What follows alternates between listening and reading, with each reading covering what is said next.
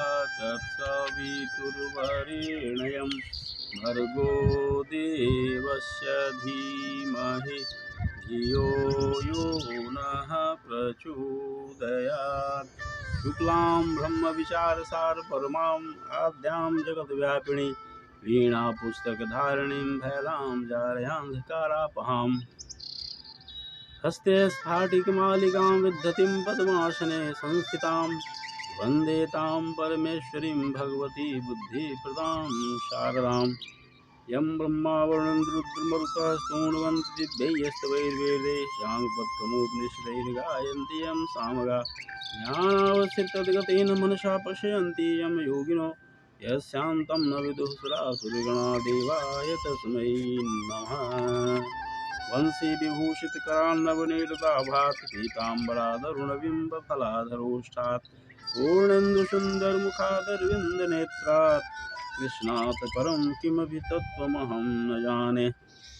वन्दे राधापदाम्भोजं ब्रह्मादिसुरवन्दितं यत्कीर्तिं कीर्तनेनैव पुनाति भुवनत्रयम्। सभी भागवत प्रेमियों को राधे राधे। आइए आज पुनः आम्र पल्लवों की छाँव में बैठकर भागवत रस का पान करें।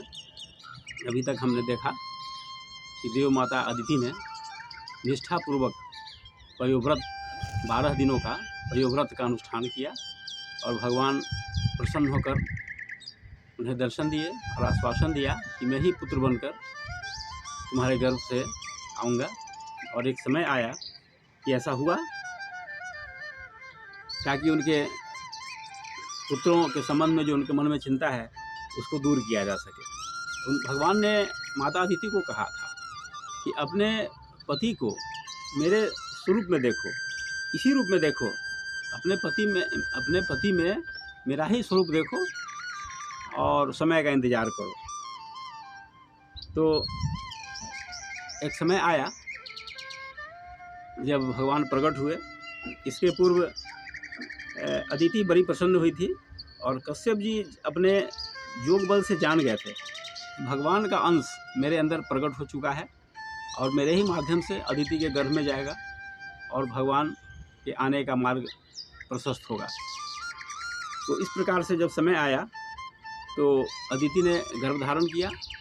कालांतर में भगवान प्रकट हुए। भगवान का जन्म क्या हुआ? भगवान प्रकट होते हैं। भगवान कोई सामान्य पुरुष की तरह जन्म तो लेते नहीं हैं।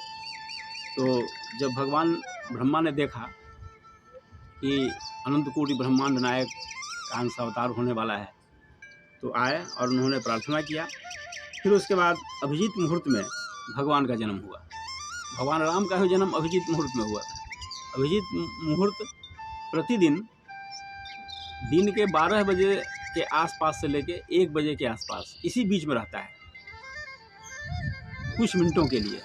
इसका यही पीरियड होता है। 12:15 से 1:45 के बीच में अभिजीत मुहूर्त होता है, कुछ मिनटों के लिए। तो भगवान राम का भी प्रकट इसी शुभ मुहूर्त में हुआ था। और जब भगवान का जन्म होता है तो प्रकृति भी सौंदर्य धारण कर लेती है, वातावरण स्वच्छ बन जाता है, तीनों प्रकार की वायु चलने लगती है, शीतल मंद सुगंध, नदियों का जल मीठा हो जाता है, सभी का मन उल्लास से भर जाता है। ये सब कुछ ऐसे लक्षण होते हैं।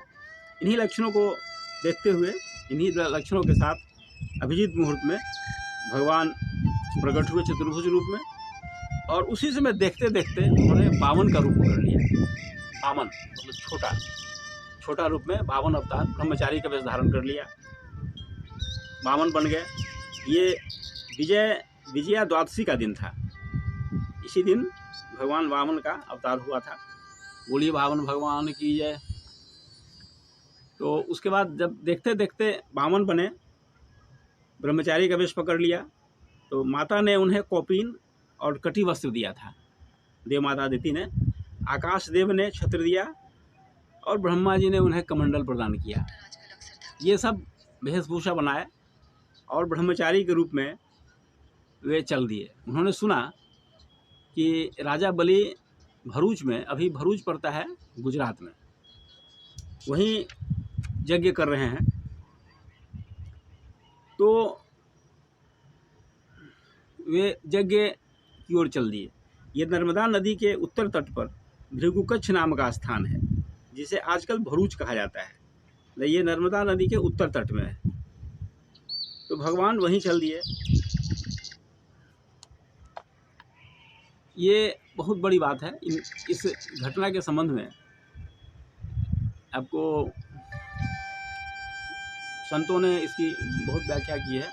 पूज्य डोंगरे जी महाराज ने इस पर बहुत अच्छा अपना भाष्य प्रस्तुत किया है कि अगर आप भी चाहते हैं कि आपके घर देव पुरुष जन्म ले, भगवान जन्म ले, या भगवान का अंश अवतार हो, या एक बहुत ही दिव्य बालक, दिव्य संतान आपके घर में हो, आपको भी, आप सबको कश्यप ऋषि की तरह और माँ अदिति की तरह बनना पड़ेगा।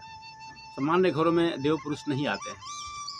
तो जिन्हें ये शिकायत है कि हमारा बच्चा गलत मार्ग कैसे पकड़ लिया, वे पहले अपने बारे में चिंतन करें कि क्यों हमारा बच्चा ऐसा हो गया, हमारे अंदर क्या कमी है। और अब तो विज्ञान का ज़माना है, सब कुछ साफ साफ है। हमारे शास्त्रों में जो लिखा हुआ है, हमारे ऋषियों ने जो चिंतन किया है, उस पर आज के विज्ञान ने भी अपना मुहर लगा दिया है कि जब तक माता पिता अध्यात्म मार्ग पर नहीं चलेंगे, तब तक उनका संतान भी अच्छा नहीं हो सकता है। तो हम सब इस मार्ग का अनुसरण करें, लोगों को बतावें, और इसी विधि का अनुसरण करते हुए एक संस्कारवान पीढ़ी का सृजन करें, तो समाज में युग परिवर्तन होगा।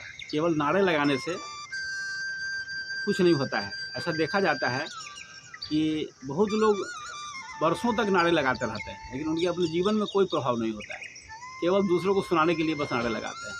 तो नारे लगाने से कुछ नहीं होगा, आपको उस मार्ग पर चलना पड़ेगा।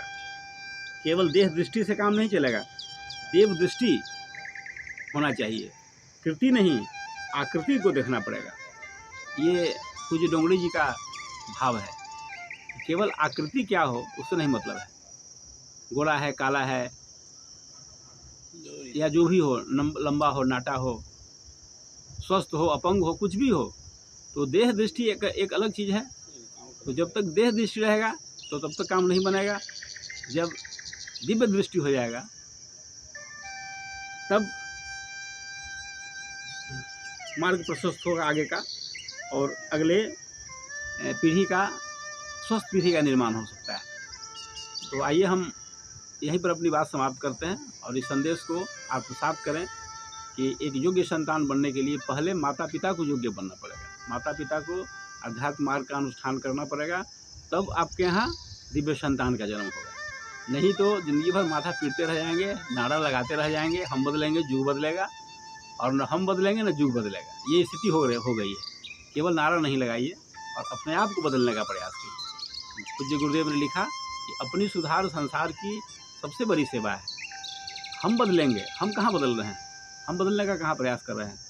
20 साल पहले भी झूठ बोलते थे, आज भी झूठ बोल रहे हैं। 20 साल पहले भी जो काम करते थे, आज वही कर रहे हैं। तो जब हमारे जीवन में बदलाव नहीं आएगा, तो हमको देख करके क्या कुछ सीखेंगे। तो इसलिए पहले स्वयं को बदलिए, तब समाज बदलेगा, समाज का नवनिर्माण होगा। नहीं तो नारा लगाने से कुछ नहीं होने वाला है। और साधना मार्ग का अनुष्ठान कीजिए, तभी एक नई पीढ़ी हमारे सामने आ पाएगी। आइए आज इतना ही। बोलिए भक्त भगवान की जय। ओम शांति शांति शांति, सर्वारिष्ट शांति।